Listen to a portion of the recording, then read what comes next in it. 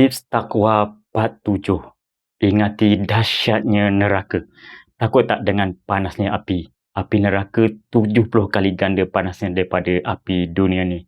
Dalam satu hadis sahih riwayat Al-Bukhari dari Abu Hurairah radhiyallahu anhu bahawa Rasulullah SAW bersabda, maksudnya api kalian merupakan bahagian daripada 70 bahagian api neraka Jahanam.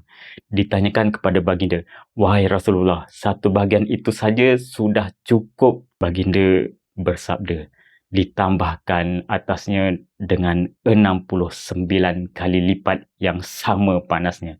Tak dapat kita bayangkan betapa dahsyatnya. Jadi jangan sesekali rasa dosa tu benda ringan. Selalulah istighfar, minta Allah ampun dosa. Azam tak berterusan buat dosa. Usaha banyakkan bekalan pahala dengan banyakkan ibadat.